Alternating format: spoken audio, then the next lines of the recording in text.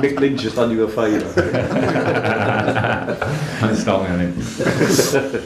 Right, let's begin in the broadcast section with Gary. What's wrong, Gary? Yeah, team news, Frank. Ben Chilwell. Not fit.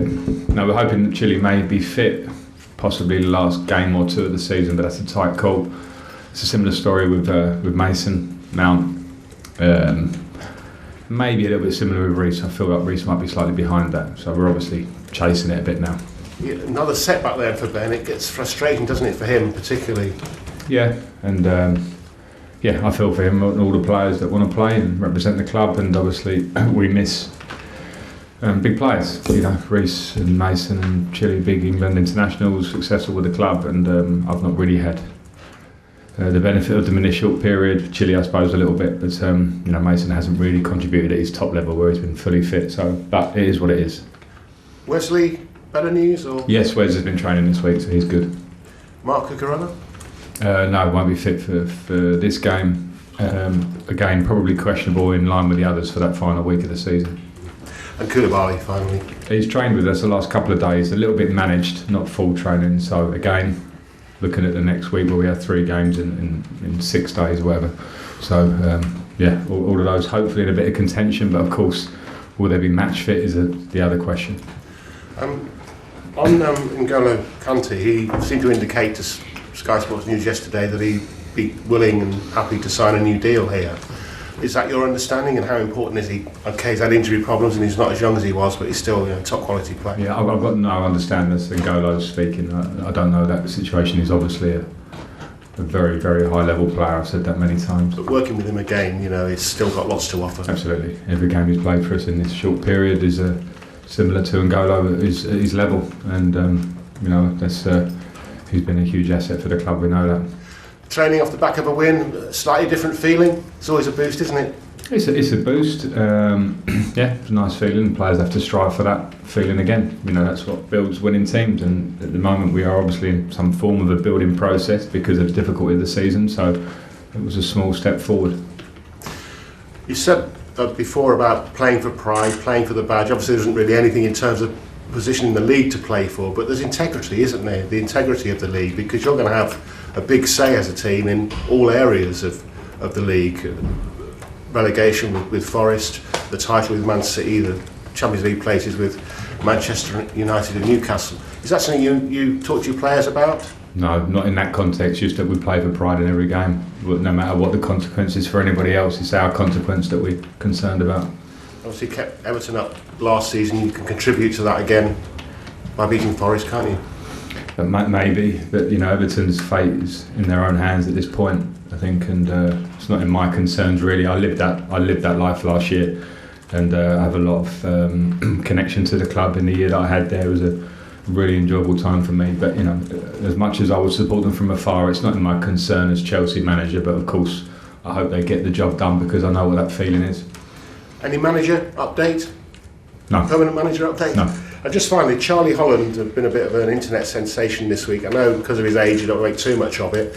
I guess it's not unusual to bring the youngsters in as a bit of a reward and to get experience of the top level.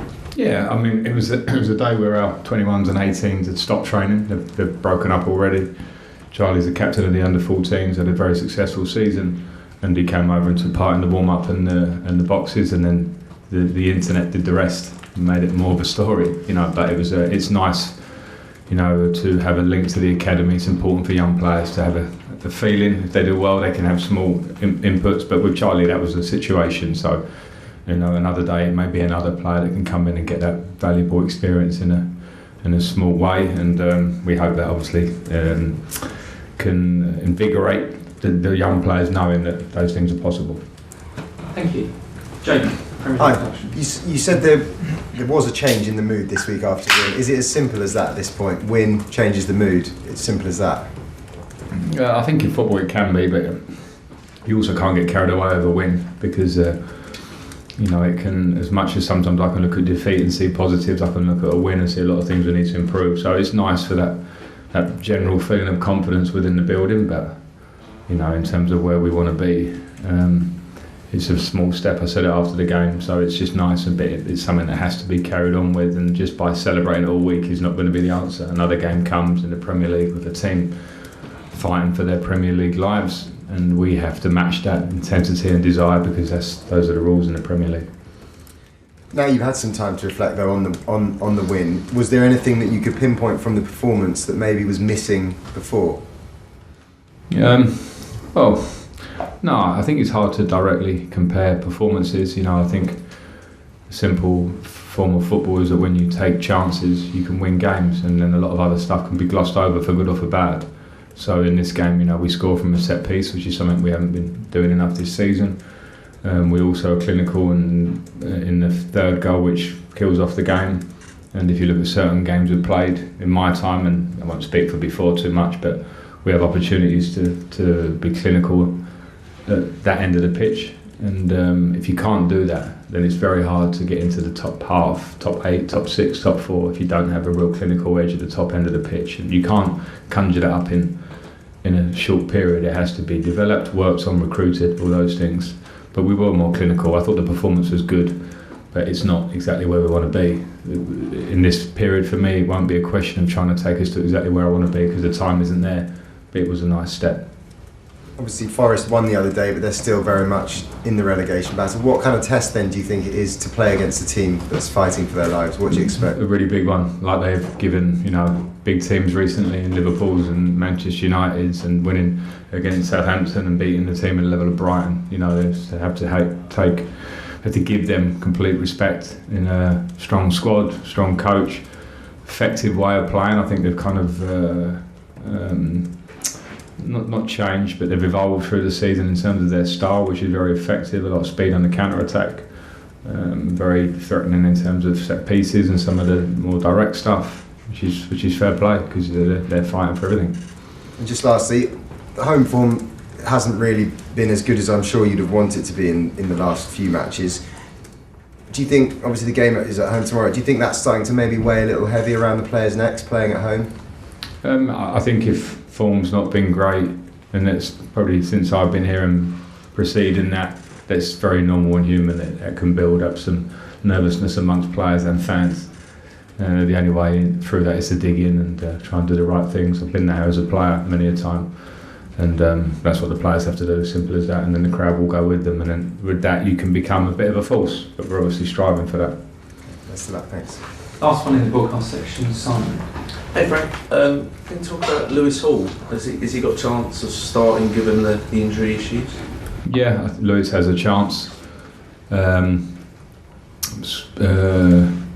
Tempted to put him on last week is the word I'll say, but I think with the nature of the game, I felt the sort of experience of Aspie in the game was more suitable at that point.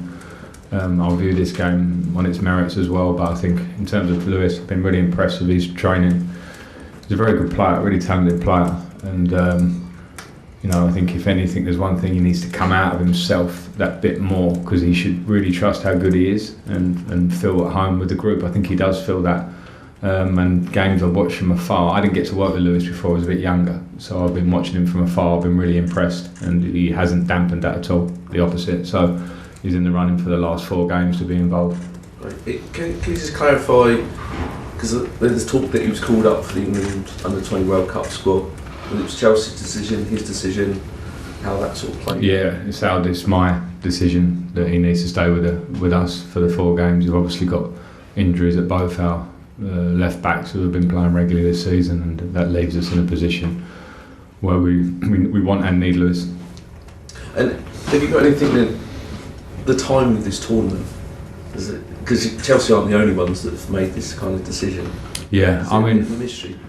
Yeah, it feels a mystery to me. I'll be careful with it because I didn't really think about the tournament too much a month or so ago. You know what I mean? Yeah. It's probably because I've come here and then all of a sudden the question is there of young players leaving at the most crucial part of the season, and you know, there you can see with what it means for us with Lewis and Kante, and there'll be other clubs in the league that, you know, players that are playing regularly that, you know, it's just it doesn't make sense in terms of clashing with the end of our season. But you know, that's all I know about it. But from our point of view, having the power of being able to keep our player is an important thing, and maybe that probably then jeopardises the World Cup itself, and that's maybe why they should look at it, because they will want the best players there, and from our point of view we need our best players in this moment. Sure. And just final, how did Lewis take it? Like, was he sort of obviously quite happy? Cause he takes most things the same, quite straight face. So I think he